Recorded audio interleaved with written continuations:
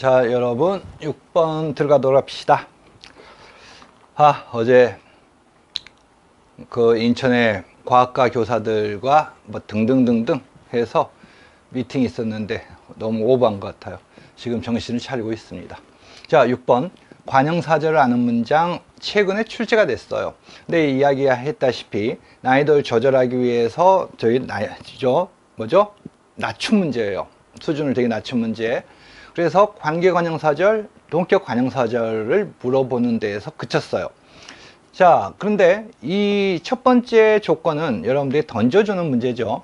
그런데 이 두 번째 조건은 사실 여러분들 문법서를 보시면 아시겠지만 기본적으로 문법서에서 다 다루어지고 있는 내용들이 한 10여 년 전부터 유사 동격절이라는 용어 또는 연계절이라는 용어를 들어보셨을 거예요. 그쵸? 자, 어쨌든 첫 번째 조건, 두 번째 조건. 자, 담배를 피우는 학생들이 그러면 수식을 받는 이 학생이라는 명사가 저 문장 안에서 어떤 역할을 하는지를 만들어 봅시다. 학생들이 담배를 피우다. 그러니까 관형사절의 주어로서의 역할을 담당한다는 말이죠. 우리는 도시에서 떠났다. 자, 우리가 떠나온 도시가, 이 도시를 여기에다 넣어보면 도시가 우리가 떠나다 안 되잖아요. 그쵸? 그러니까 우리가 도시를 떠나다도 되고 우리가 도시에서 떠나다도 성립돼요. 그러니까 목적격 조사가 결합돼도 문장은 성립되는데 그 경우에는 목적어를 필요로 해서가 아니라 지금 여러분들이 문법서를 공부해 보셔서 아시겠지만 어떤 강조 등의 의미를 나타내기 위해서 사용되는 거죠. 그래서 여기에 도시라는 이 명사가 여기에서 문장 성분으로 작용하려면 어떤 문장 성분으로 작용하는가를 알려면 여러분들 뭐에 집중하셔야 됩니까? 서술에 집중하셔야 됩니다. 떠나다라는 서술어는 현재 이 위치에서 이 지점에서 이동을 나타내는 거죠. 그럼 이걸 나타내는 성분은 뭐죠? 부사어죠. 그래서 우리는 도시에서 떠나다가 되겠죠. 자, 너는 경수가 결혼하다 이퀄 사실이 되겠죠. 사실은 여러분들이 넣어보면 아시겠지만 자, 관형절 안에서 어떤 문장 성분으로도 역할할 수가 없습니다. 자, 그래서 관계관형사절, 관형절의 수식을 받는 치연이 관형절의 한 성분이 되는 경우로 성분 생략이 가능하다. 그 다음, 자, 종훈이가 노트를 가져왔다. 내가 노트를 정리한다. 종훈이가 내가 노트를 정리한 노트를 가져갔다. 그래서 얘가 노트가 뭐죠? 중복되기 때문에 생략이 이루어지는 거죠. 동격 관형사절은 관형절 피수식어가 관형절 한 성분이 아니라 관형절 전체 내용을 받아주는 관형절, 성분 생략이 불가능한 겁니다. 이건 최근까지 출제가 이루어졌고요. 여러분들이 예외적인 관형사절 아실 거예요. 들어보셨을 거예요. 이건 지금 제 교재에서 끌고 나왔고 제가 이제 타이틀로 예외적인 관형사절이라고 제시해 놨는데요. 동격 관형사절과 성격은 비슷합니다. 그런데 관형사절과 피관형어가 아무런 관련이 없는 역할은 어떤 역할이에요? 선행절과 후행절을 연결시키는 역할만 담당하는 관형절을 말해요. 자, 그래서 유사 동격절이라는 여러분이 출제자의 입장에서 생각해 보세요. 하기는 제가 여러분들 어떤 국어협회 평가 쪽을 맡고 있다 했잖아요. 평가이사를 맡고 있는데 그 출제된 문제들을 제가 보면서 채점 기준, 채점 기준이나 모든 걸 다 보면서 이제 그 연구소장이라는 사람하고 이제 이야기를 하면서 이게 도대체 어느 쪽에서 출제를 했냐? 왜 그러냐면 하도 문제가 형편이 없어서요.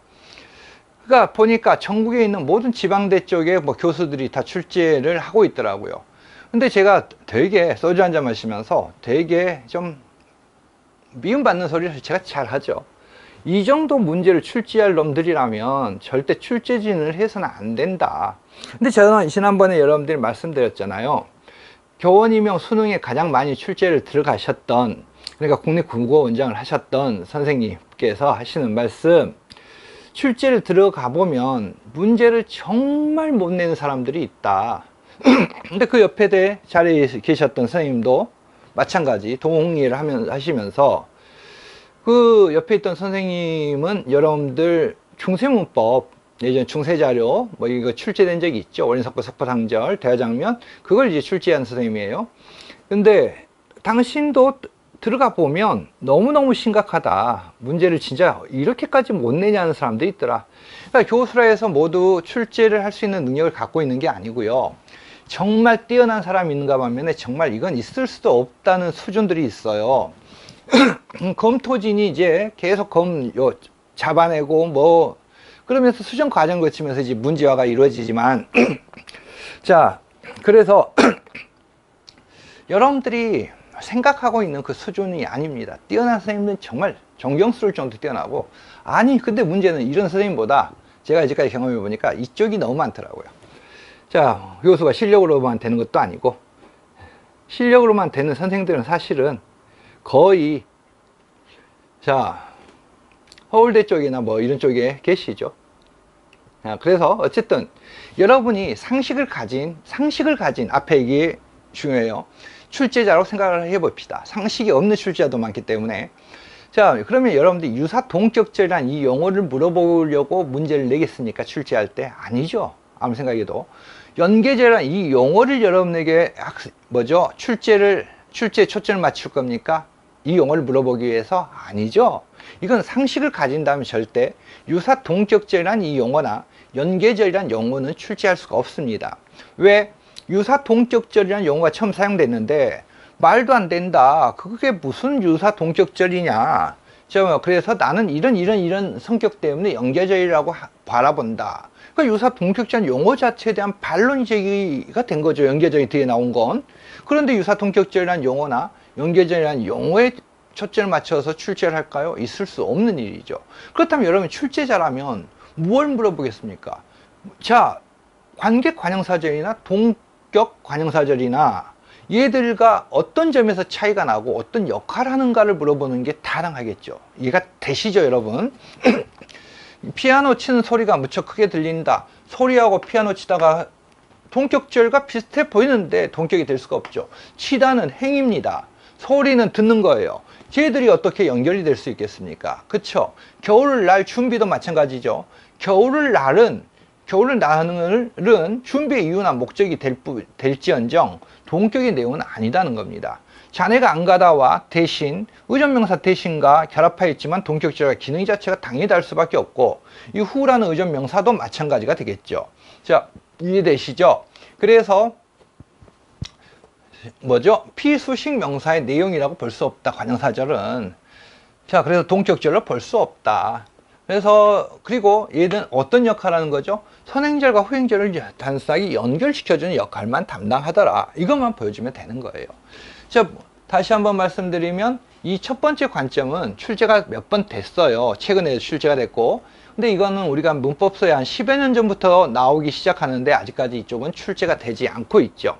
자, 고전문학의 환상성인데요. 환상성 하면 뭐겠습니까? 출제자는요, 전공자입니다. 노량진에서 비전공하고 나서 교육대학원에 발만 살짝 담가놓고 전공자인 것처럼 티내는 강사들이 아니라 그쪽을 연구하는 실제 전공자들입니다. 자, 그러면 이 사람들은 출제를 할 때 어떤 자습서를 펼쳐놓고 자습서에다 초점을 맞추는 게 아니고 학계에서 그 연구되고 있는 주제에 초점을 맞춥니다. 그래서 자, 비전공 강사들은 그걸 읽을 수가 없죠. 그래서 문제를 만들 때 저 같은 경우도 주제에 초점을 두는데요. 환상성은 환상성은 지금 연구가 되게 활발하게 일어나고 있는 주제에 해당이 됩니다. 그래서 예전에 수험생들에게 물어봤죠. 환상성이 출제되면 어떤 파트에서 출제될 것 같냐? 그랬더니 고전이라고 합니다. 그게 이제 비전공 강사들이나 학생들의 수준이 똑같다는 말이에요.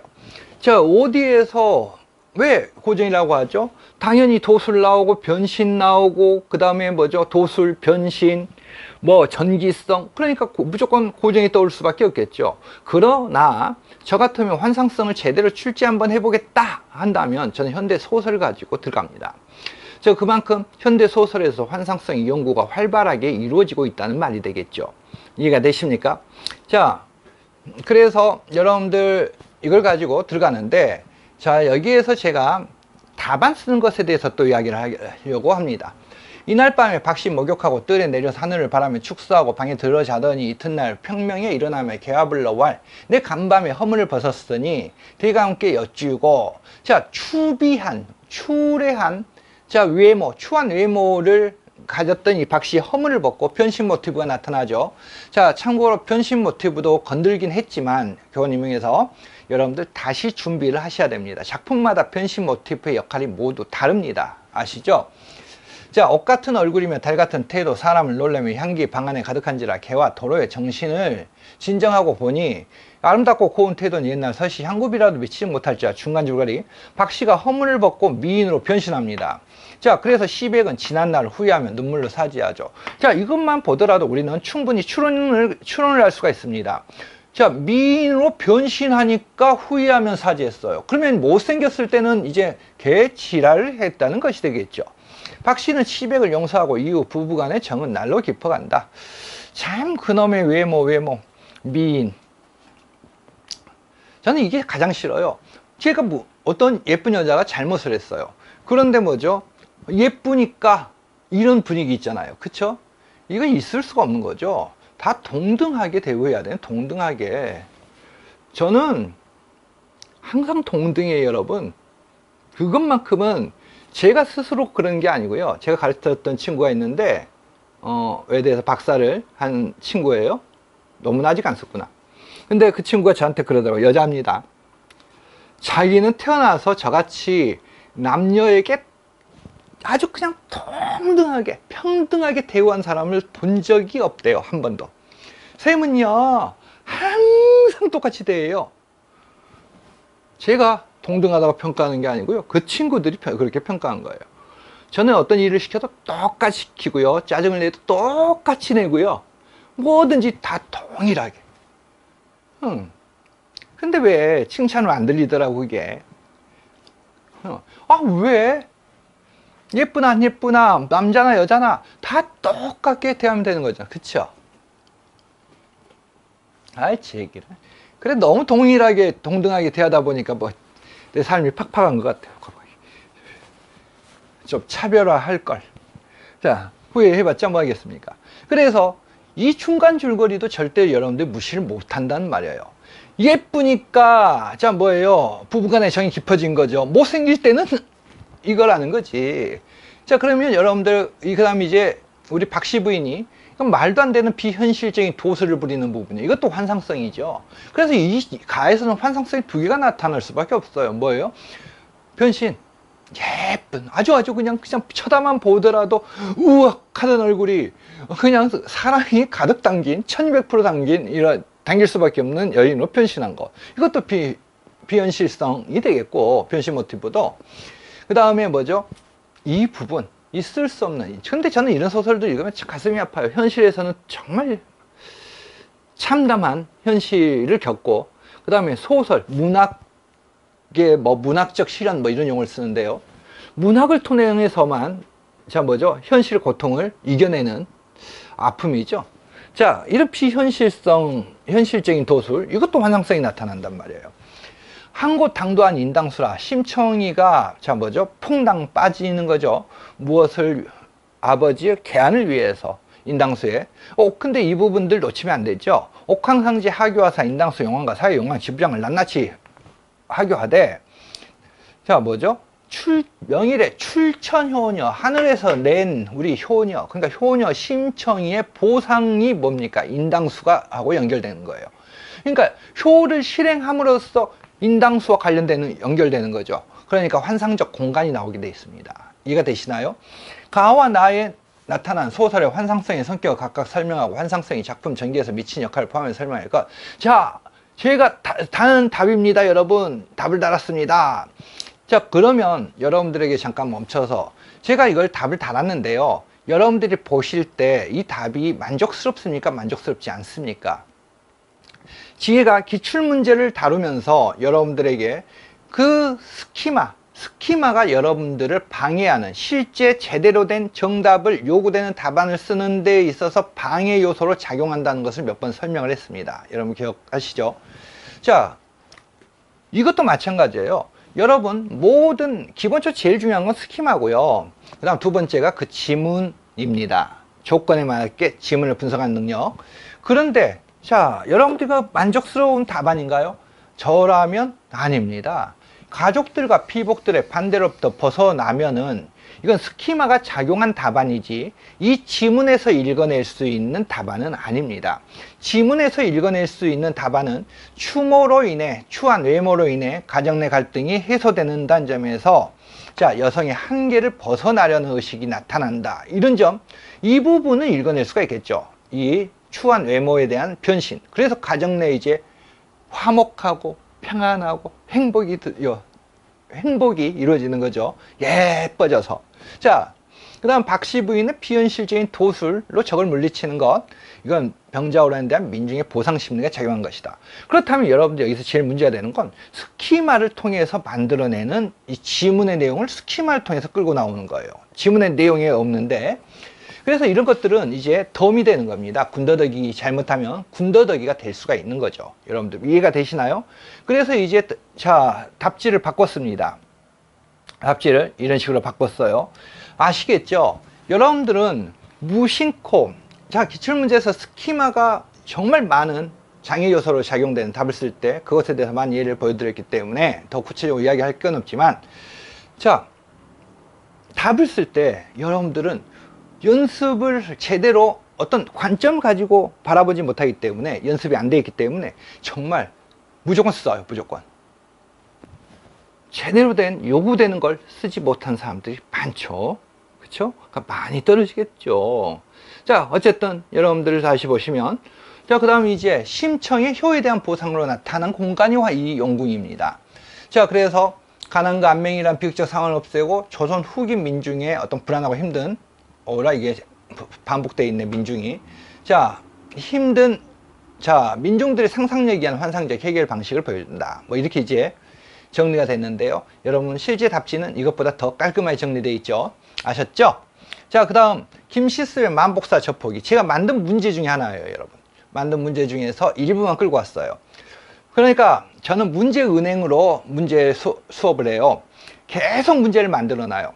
그래서 제가 작년에 출제됐던 문제 같은 경우는 2017년도 한국외대 2학기 제 중간고사 기말고사 2017년 작년에 출제된 문제는, 그때 또 뭐죠? 정책토론 문제 2번 출제됐죠. 그 문제가 중간고사 기말고사 문제예요. 그것도. 근데 그 한 4, 5년 후에 두 번째 정책토론 문제는 한 4년, 5년 후에 출제되더라고요. 그러니까 이제 문제 은행으로 만들어 놓는데, 이 환상성이 중요하기 때문에 환상성과 관련된 편대와 고전은 모두 문제를 만들어 냈어요. 자, 이것은 또 다르죠. 환상성 물어보면 현실 세계에서 결연의 욕망이 좌절돼 인간과 귀신의 결연에 집중되고, 여기서 환상성은 결연에 대한 욕망 성취를 드러내고 작품에서 기성, 정기성을 드러내는 역할을 한다. 자, 그래서 작품이마다 다르다는 말이에요, 여러분. 자, 이 문제는 제가 그 당시 2016년도, 17년도 제가 학교에서 이해교육론 수업을 할 때 중간고사 기말고사로 냈던 문제, 그때 만들었던 문제 중에 하나예요. 자, 그때가 아니라 그 다음에 문제네요. 그 다음에도 계속 문제를 만들었으니까. 그러면 자, 뭐죠? 정책 논제에서 제가 그 당시에 2017년도 2학기에 중간고사와 기말고사 낸 문제가 지금까지 다 그대로 출제됐어요. 그 다음에 이건 그걸 넘어서는 수준이에요, 이제. 그 지금까지 현재 정책 토론이 출제됐던 것을 한 걸음 더 들어가는 문제입니다. 자, 정책 토론 논제 필수 쟁점별로 논점을 구성하여 입론 단계를 수행한다. 이 정책 논제로 2017년도, 18년도, 19년도에 한 10문제 정도를 10문제는 안 되겠다. 7, 8문제를 만들었어요. 그러니까 놓치지 않겠죠. 그때 계속 출제가 됐어도. 입론 단계 활동을 작성 방법에 따라 서술하시오. 교사와 학생의 필수 쟁점이라는 것은 찬성 측 첫 번째 토론자가 입론에서 반드시 밝혀야 할 내용을 말하는데, 찬성 측 첫 번째 토론자는 입증 책임, 이건 2번 출제됐죠. 두 번 다 입증 책임이라는 단어를 요구했어요. 기입형으로 출제됐고요. 선생님, 그런데 지난번 왜 제가 쓴 입론이 무엇이 문제인지 고민해 보라고 하셨지만 아무리 봐도 잘 이해가 되지 않아요. 그건 자신의 주장을 내세우기 위해서 단순히 주장만 제시되어 있기 때문이에요. 여기를 읽다 보면 분명히 답안을 쓰는 안내가 주어져 있겠죠. 무조건 쓰는 게 아니고, 자, 단순히 주장만 제기되어 있기 때문이에요. 찬성 측 첫 번째 토론자 입론에서 반드시 밝혀야 하는 내용이 있어요. 어떤 걸 밝혀야 하는데요? 찬성적 토론자는 입론에서 필수 쟁점, 문제, 원인, 해결, 방안, 이익, 그러니까 기대 요하죠. 모두 언급해야 합니다. 오늘 다음 제시된 자료를 가지고 공부를 해보도록 합시다. 여러분들이 좀 더 쉽게 이해할 수 있을 거예요. 자, 그래서 문제, 원인, 해결 방안. 자, 이 이론부터 먼저 공부하죠. 여러분들의 이 관점은 출제가 됐습니다. 우리 연구하는 학자들은 문제, 원인, 해결 방안 이렇게 4단계로 나누어서 제시하고 있습니다. 쟁점을. 그런데 여러분들 교육 과정에서는 문제 심각성, 문제 해결 가능성 및 실행 가능성, 그 다음 방안의 실행에 따른 효과및 개선 이익. 자, 이렇게 3단계로 구분하고 있습니다. 그런데 저는 당연히 교육과정에 초점을 맞춘 게 아니라 학자들의 연구를 바탕으로 해서 자, 현재 상태의 문제로 인한 피해의 심각성을 양적 또는 질적 차원에서 구체적 근거를 들어 입증해야 한다. 원인, 문제의 피해를 발생시킨 문제의 원인, 즉 문제가 어디에 내재했는지 구조적 내재성, 태도적 내재성 등으로 구분해서 규명한다. 원인을 규명한다. 그 다음에 해결 방안을 설명하고 실행 가능성의 여부를 입증해야 한다. 이 방안이 문제를 해결하여 현재 상태보다 이익이 더 크다는 거. 이거 출제됐죠? 이 부분. 지금 밑줄 그은 부분은 답안으로 요구했습니다. 자, 출제가 됐습니다. 자, 그럼 이제 학생의 자료를 바라보도록 하죠. 학생이 쓴 입론 자료, 장애인 의무 고용 제도란 비장애인에게 취업이 어려움이 많은 고용 촉진을 위해 일정 부분 이상의 장애인을 고용하도록 의무를 부과하고 의무를 이행하지 않는 경우에는 부담금을 납부하게 하는 제도입니다. 현재 장애인 의무 고용 제도가 실시되는 것을 저는 찬성합니다. 글쎄, 나도 찬성해. 그런데 우리 교육 쪽에서는 좀 반대야. 저는 철심만, 교통사고 나서 뭐 철심만 박아도 장애인이 되죠. 근데 제가 왜 이렇게 좀 이런 반대를 하냐면요, 이걸 악용을 하는 경우가 너무 많더라고요. 정말 악용하는 경우. 교원이 임용에, 그러니까 우리가 볼 때는 겉보기에는 전혀 지장이 없어요. 장애 등급에 따라 달라지니까. 저는 정말 우리가 장애 등급에서 좀 심각하다고 이제 판단되는 수준이 아니면 저는 절대 장애인 가산점이 장애인 뭐 가산점이나 또는 그것들이 주어져서는 안 된다고 생각을 해요. 제가 부산에 LG 메트로시티, 부산 사는 사람들이 모르는 사람들은 없을 겁니다. 자, 남구의 영호동에 LG 메트로시티 114동에 살았단 말이에요. 근데 지하 주차장도 있는데 하루는 자, 이 지상 주차장에다 차를 댔는데 경비원 아저씨가 차를 여기는 다 1층 지상은 장애인 주차장이래요. 근데 정말 엄청나게 차들이 많이 될 수 있거든요. 그러면 아저씨, 지금 저 많은 차들이 모두 장애인 차입니까? 그랬더니 그렇대. 아니, 저 많은 차가 다 장애인 차라고요? 그렇다는 거예요. 아, 그러니까 별의별 경우를 다 겪게 되더라고. 자기 어머니를 모시면 그게 나오는데 또 뭐 자기 어머니를 모시지도 않는데 자기 어머니의 뭐 장애인 뭐 그걸 뭐 자기가 아들이 받아가지고 차도 뭐 가스차로 바꾸고 뭐 그런 식으로 쓰는 경우도, 그건 9시 뉴스 뭐 뉴스 신문 방송에 항상 나오잖아요, 그런 문제들. 근데 여기에서도 우리 교육 쪽에서도 이건 아닌 것 같아. 그러면 우리가 일반적인 친구들이, 그래서 어떤 친구는 선생님 저는 내년에 장애인 뭐 그것 쪽으로 시험 볼까 생각 중이에요. 근데 점수차가요 여러분, 합격 커트라인이 생각보다 많이 나요. 그래서 제가 벌컥 화를 냈어요. 방금 전에 그 이야기를 네가 아니 실력이 떨어지니까, 지금까지 실력이 떨어져서 안 되니까 장애인으로 바꾸어서 보면 합격하니 했는데 실제 점수차가 생각보다 많이 납니다. 그럼 장애인 문제가 아니라 이건 시험에 대한 점수차가 이렇게 어마어마하게 크다는 것은 한 20점 차이 나나? 사실 이 친구들은 합격을 할 수가 없는 수준이잖아요. 우리는 전공의 지식을 평가합니다. 근데 전공의 지식이 이렇게 얕다는 것을 말해요. 이건 장애 문제가 아니잖아요, 여러분. 그쵸? 이건 장애와는 관계가 없습니다. 그런데 제가 이거 하면서 그래서 저는 이것에 대해서는 긍정적이고 찬성을 해요. 장애인 고용과 관련한 문제의 원인은 의무 고용을 지키지 않고 돈으로 때우려는 인식입니다. 우리나라 경제계 순위 30대 기업 중 대부분 억대의 벌금을 물어야 하는데, 예를 들어 삼성은 1.86%의 의무 고용률을 기록하여 142억 9,700만 원을 벌금을 내야 하고, LG는 136억 8,900만 원을 벌금을 내야 합니다. 아니, 이거는 고용을 하는데 이건 문제가 세부적으로 들어가면 분명히 문제가 있는 제도인 건 사실이에요. 장애인 고용 제도에 대해서는 찬성이나, 자, 장애인과 관련한 문제를 확실히 해결하기 위해서 바로 우리가 제시한 장애인 의무 고용률을 확대 실시해야 한다는 것인데요. 장애인을 의무 고용함으로써 장애인을 가진 자들에게 이익이 돌아가는 것이 아니라 기업에게도 이익이 돌아갑니다. 사회는 현재 기업에게 사회적 책임을 기대하고 있습니다. 그리고 이 점이 의무 고용제를 확대 실시하였을 경우 사회 공헌 활동을 잘 지킬 수 있고, 그럼으로 인해서 기업은 이미지 제고할 수 있고 수익을 더욱 창출해 안정적 인력 수급 또 고용을 유지할 수 있습니다. 이에 따라 저희가 제시할 수 있는 근거는 2008년 50인 이상의 민간 기업을 대상으로 한 조사한 그래프인데요. 6가지 항목을 5점 만점 그래프로 환산해서 조사한 결과 재무적 성과 3.1, 근로자에 대한 인식의 긍정적 변화 3.49, 기업 이미지 개선 효과 3.32 등 5점 만점 중에 3점이 모두 넘는 것으로 기록되어 있습니다. 저희가 강력하게 주장하는 것은 비장애인을 고용할 때보다 장애인을 고용에서 생기는 손해는 무조건 국가가 보장하기 때문에 기업은 전혀 손해가 없다는 것입니다. 의무 고용률 2% 초과하게 되면 개인당 월 30에서 60%의 장학금을 지원해 준다고 합니다. 이런 것은 장애인과 함께 일하게 됨으로써 비장애인의 근로효율이 높아지고 노사관계 직원들의 화합에도 좋은 효과를 기할 것입니다. 이러한 이익들로 인해 저희는 장애인 의무 고용률을 확대 실시해야 한다는 입장입니다. 자, 나에서 입론에서 제시해야 할 기억의 요건 중에서 문제가 있는 요건을 서술할 것. 나에서, 자, 입론의 요건 중에서 문제가 있는 가에서 나에서 요 문제 요건을 제시하고 이유를 서술할 것. 자, 그러면 아까 우리가 이건 바라봤던 거죠. 자, 그래서 여러분들 한번 작성을 한번 해보시기 바랍니다. 단순하게 옛날 출제됐던 것처럼 뭐 문제가 제시되지 않았다, 뭐 원인이 뭐 제시되지 않았다, 이걸 요구하는 게 아니에요.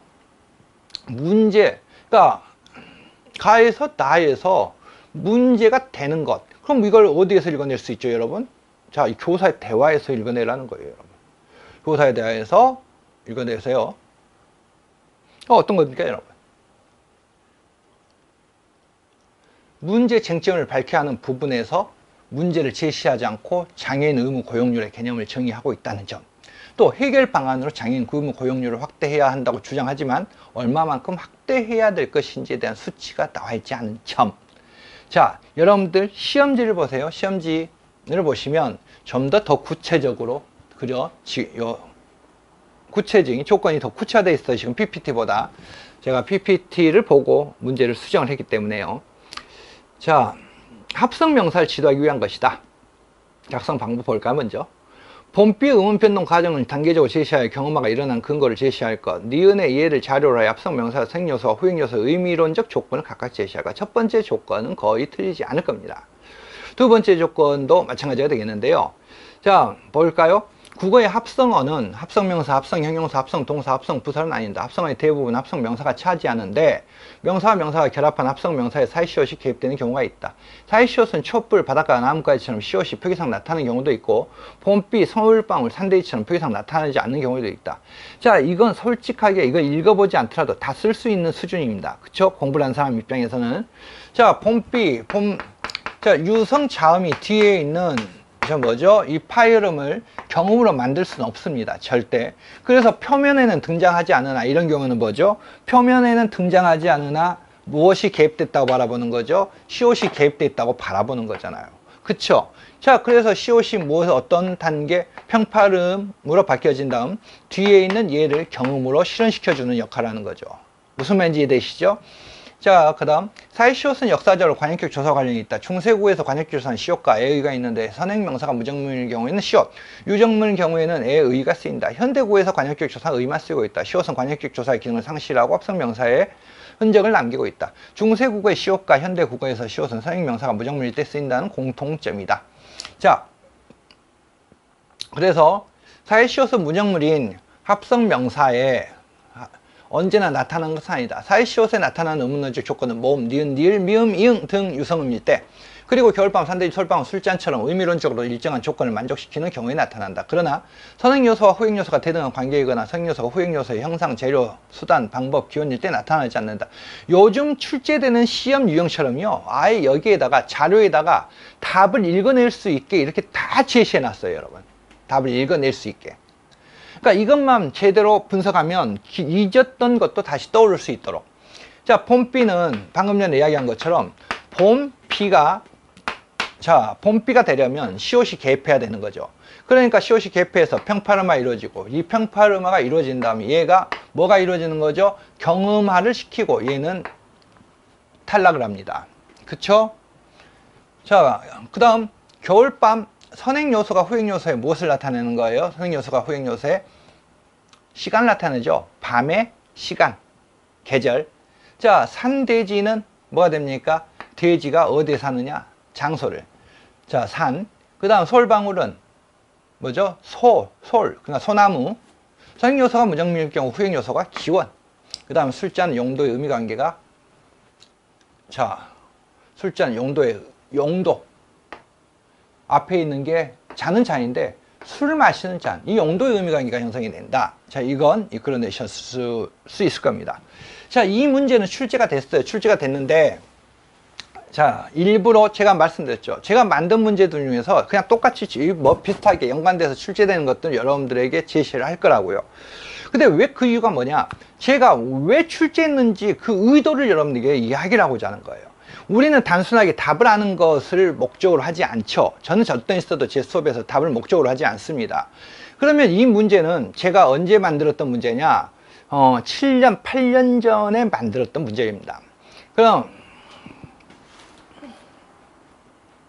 이 책에서, 자, 이 책에 나와 있는 기본적인 이론은 모두 문제로 만들었어요.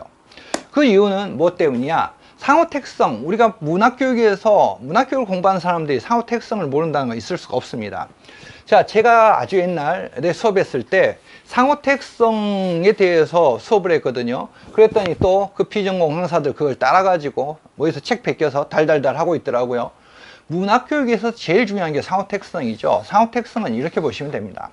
기본적으로 상호택성은 공통점과 차이점 이렇게 약각각을 하는 사람들이 있는데요. 제 석사 논문이에요, 이건. 문학의 석사 논문에서 문학에서 상호택성은 제가 아마 처음 썼던 것으로 알고 있어요. 그런데 A 텍스트와 B 텍스트의 어떤 상호 관련성을 말하는 거죠. 상호택성은. 제가 이제 옛날에 공부할 때는 텍스트 상호성, 상호택성 이 두 가지 용어를 다 같이 썼는데 요즘은 상호택성이라는 용어를 쓰더라고요.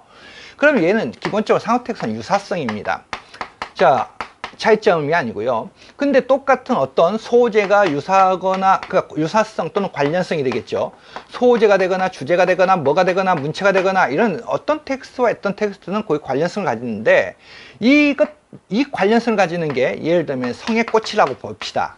어라, 성의 꽃이란 소재가 동일하고 제목도 동일해. 그런데 얘가 A라는 작품에서 B라는 작품에서 형성하는 방식이, 구체적으로 형성하는 방식은 다르단 말이에요. 구체적인, 그러니까 어떤 방식은 다르다. 그래서 무식한 사람들이 무조건 공통점, 차이점, 유사점, 차이점 이런 식으로 무식하게 이야기를 하는데, 아니에요. 유사성이, 관련성이 형성된 다음에 구체적으로 실현되는 내용이나 방식에서 차이가 나타나는 거예요. 단순하게 대등한 층위로 보시면 안 된다는 거죠. 공통성이, 유사성이, 관련성이 형성이 된 다음에 그것들이 구체적으로 이제 다르게 실현되는 거. 기본적으로 상호택성 출제에는요, 이런 원칙을 가지고 출제를 하는 거예요, 여러분. 이런 기본적인 걸. 그래서 여러분들, 방금 전에 여러분들 보여드렸던 이 책에서 출제가 됐는데, 한 8년, 9년 전에 이 문제를 만들었는데, 이 문제를 기평을 출제를 했어요. 이번에는 기평을 출제했는데, 답 아직도 모르는 사람들은요, 답 조금 이따 보여드릴게요. 작년에 출제됐던 문제. 자, 선연이 피는 성의꽃. 한마디로 성에는 차갑잖아요. 그래서 저에게는 차가움, 꽃은 화사함, 아름다움이죠. 자, 그래서 이 상반된 이미지를 결합을 시킨 것. 이거 가지고 우리가 뭐라고 합니까? 모순어법이라고 합니다. 차가움은 민중의 고통, 그 다음에 아름다움은 민중의 희망. 그 가난과 고통을 듣고 일어서는 민중의 따뜻한 인간애와 의지를 노래하고 있고요. 여기까지는. 그 다음 여기까지는 그러니까 자, 11행부터는 이제 바뀌어지죠. 11행부터는 자, 22행까지 시적 화자가 이제 민중과 유대감을 형성하면서 자아반성을 확인하는 거예요. 최두석의 성의꽃입니다. 자, 구체적인 설명은 들어가지 않겠습니다. 자, 그 다음에 문정희의 성의꽃인가요? 추위가 칼날처럼 다가던 새벽, 무심히 커튼을 젖히다 보면 유리창에 피어난 아니 이런 황홀한 꿈을 보았나. 세상과 나 사이에 딱 단절이 되었다고 볼 수는 없고요. 뭐죠? 이 사이에 뭐가 존재하는 거죠? 성의 꽃이 존재하는 거죠. 이러한 투명한 꽃을 피워 놓았을까? 자, 그래서 여기까지는 이제 객관적인 묘사고요. 여기까지는 이제 뭐죠? 이렇게 인간의 삶을 비유하고 있어요. 이 객관적인 성의꽃이 인간의 삶을. 그래서 아까 말한 것처럼 성의꽃이 여기 가운데 가로막혀 있죠. 그래서 여기는 인간의 삶을, 여기는 나르바나에서 꽃을, 그 다음에 이 인간의 삶은 지상적이고 유한적이고, 이 나르바나의 꽃은 무한적이고 초월적이라는 의미로 대비를 시켜놓고 있어요. 자, 그래서 제가 이제 문제를 만들 때 원래 조건을 두 개를 만들잖아요. 근데 조건 두 개를 하나로 묶어버렸어요, 그때. 가와 나의 시에서 시를 창작할 때 공통적으로 나타난 시적 발상. 아, 참고로 여러분들, 출제될 수 있는 용어, 이론을 먼저 또 하나 이야기해 드리면, 시적 발상이라는 용어 꼭 이해를 해 두시기 바랍니다. 시적 발상. 자, 그래서 시적 발상도 우리가 시론에서 중시해야 되는 건데, 시적 발상을 이해를 못하는 사람들이 있더라고요. 성의꽃 상징적 의미를 비교해 서술할 것이라고 했습니다. 자, 그래서 가와 나는 성의꽃이라는 제목에서 동일성을 띠고 있다는 점, 그 다음에 성의와 꽃은 모순 구조를 가지고 있다는 점, 또 유리창이 이말되고, 그 다음에 뭐죠? 이 행위를 중심으로 시적 형상화가 이루어진다는 점, 유리창은 시적 소재가 형성된다는 점. 자, 이것들을 바탕으로 해서 공통적으로 나타나는 시적 발상이 되겠죠. 그 다음에 여러분들 출제됐던 거 이제 답 보여드릴게요. 민중의 삶을 의미한다. 여러분들 답 쓰면서 뭔가 살을 붙여놨을 건데요. 다른 거 필요 없어요. 민중의 삶만 들어가면 돼요. 민중의 삶을 의미한다는 거. 그 다음 이거하고 똑같아요, 여러분. 지금 여러분이 작년에 출제됐던 지문 보시면 99.99%가 아니라 120% 동일합니다. 거기에 이렇게, 이건 이제 그대로 제시하고 있죠. 나는 유한적 존재의 실존적 삶을 의미한다. 그렇게 돼 있어요. 가는 이렇게 기억에다가 밑줄 그어놨고, 기억인지 니은인지. 그럼 이제 아시겠죠? 문제를 맨땅에 헤딩하는 게 아니에요. 자, 제가 8, 9년 전에 만들었던 이 책에서 모든 출제 근거는 보통 세 가지를 들게 돼 있어요. 하나는 교육과정 들죠. 하나는, 자, 뭡니까? 고전을 예를 들면 교육과정 들고, 그 다음에 조동희 선생님의 한국문학 통사 들고, 그 다음에 그걸 아주 구체한 또 이론서 들고, 이런 식으로 이제 드는데, 한반대로 이것도 논문으로도 나오고, 지금 이 문제는요, 논문으로 나오고 책으로도 나와 있어요. 이런 걸 가지고 최소한 그래도 내가 만든 문제가 도움이 됐다, 공부하는 사람들에게, 이렇게 이야기를 하는 거지, 지가 가르친 처지 같은 쓰레기 문제 가지고 적중적중, 와, 정말 자식들. 아우, 사범대 그쳐도 구경 못한 놈들이 정말 이건. 선생은 말이에요, 앞으로 5년 후에는 그렇게 10여 년 동안 욕했던 교육적 문제가 이제 해결되죠. 참 즐거운 일입니다. 부산에 있는 장학사 친구하고 통화를 하다가 그 이야기를 했더니 그 친구가 그런 이야기다. 아니, 왜 5년 후에 한대요? 빨리 하지. 정말 그나마 다행이에요. 그 이후에는 사설 교육기관도 교원 자격증 없으면 절대 설립도 못하게 만들어야 돼요. 사설 교육기관, 그러니까 학원 강사들은 마찬가지가 되고요. 아니, 부동산도 옛날 저희들이 복덕방 할아버지 뭐 이런 이제 부동산도 자격증이 없으면 할 수가 없는데, 왜 도대체 가르치는 제일 중요한 교육만 개나 고동이나 소라나 자라나 멍게나 해삼이나 말미잘이나 명태나 대구나 다 한다는 말입니까? 자, 우리가 중세국어 인용절 공부를 해둡시다. 이건 좀 난이도를 조절하면서 올렸어요. 그리고 필요해요. 이 정도까지 알아둬야 돼요, 여러분. 중세구의 문장을 정확히 파악하기 위해서는 인용의 형식과 특성을 이해할 필요가 있습니다. 직접 인용과 간접 인용의 구분, 그리고 인용문의 구성 방식에 대해 살펴보도록 합시다. 중세국어에서 인용절은 현대국어가 너무 차이가 많이 나서 그 직접 인용과 간접 인용을 구별하기 쉽지 않아요. 그렇죠. 중세국어에서 간접 인용, 높임, 중하, 인칭의 전이, 높임법의 변화 등에 의해서 구별할 수 있습니다. 개론서에 다 나와 있는 내용을 대화 장르로 바꿨어요. 이 정도는 알자. 열애, 샹내. 자, 열애가 늘 우리를 아들이다, 자식들아, 이렇게 니라 신이다. 자, 그러면 인용 문제 낼 때 이 발화자나 인용자 이런 것들 넣지 않으면 힘들어요, 여러분. 이건 기본적 상식의 문제예요. 화자가 누굽니까? 열애예요. 우리 부처가 우리들을 보고 그럼 이게, 자, 1번. 이를 원발화자의 직접 인용으로 바꾸어 제시하고, 아들이다, 아들이라. 그럼 이걸 제시하고, 2와 3을 자료로 하여 직접 인용에서 간접 인용 변화가 일어난 부분을 중심으로 설명해라. 이 읽어볼까요? 성인이 또 나를 부리셔서 대왕 몸을 청하자바 오나단, 자, 불규칙이죠. 찬물기를 유나를 삼자보리라. 그 다음에 내 세종기 묻자오되 이름이 다웬가 일티 아니오미다인가. 자, 코즈하며, 자, 그러죠? 에라. 지금 제가 원래 이 변화 설명을 어마어마하게 제시를 해놨는데 그 PPT가 바뀌었나? 답만 보이네. 자, 그래서 그러면 우리 보고 아들이다 라고 하시는데 열에 직접 인용을 바꾸면 뭐예요? 너네들은 내 아들이다 이런 식으로 바꾸시면 되잖아요. 자, 봐보세요. 어떻게 바뀌어졌는지. 너희는 내 관형격 조사예요. 나 플러스 이 나의 아들이라 이런 식으로 바꿀 수가 있겠죠. 그쵸? 그 다음 간접 인용의 변화 뭐 읽어내셔야 되죠. 간접 인용의 변화는 대양몽을 청하 잡아 오나단 찬물기를 윤활 삼자보리라. 자, 그래서 직접 인용 간접 인용을 변할 때 무엇이 바뀌어졌는가? 성인이 나를 부리셔서 뭐라고 하심으로, 나에게 뭐라고 하심으로 간접 인용의 변화는 어떻게 되겠냐? 자, 찬물기를 유나를 삼자보리라. 자, 2와 3. 내 세종께 묻자오되 이름이 다윈가 일티 아니오면 다인가. 자, 지금 이거에 2번 3번 이 답지가 좀 4번이 없네. 어허, 이건 여러분들 시험지를 보셔야 되겠네요. 시험지를 보시고 그 다음 뭐죠? 답지를 좀 보셔야 되겠어요. 제가 이건 좀 확인을 해 봐야 될 것 같습니다. 지문을 확인을 하고 어라 4개가 나와야 되는데 이건 제가 다음 시간에 이건 여러분들에게 설명을 하도록 할게요. 이어서 지문 PPT 지문이 4개가 나와야 돼. 1번, 2번, 3번, 4번. 왜 여기는 3개밖에 없냐? 뭐가 잘못됐냐?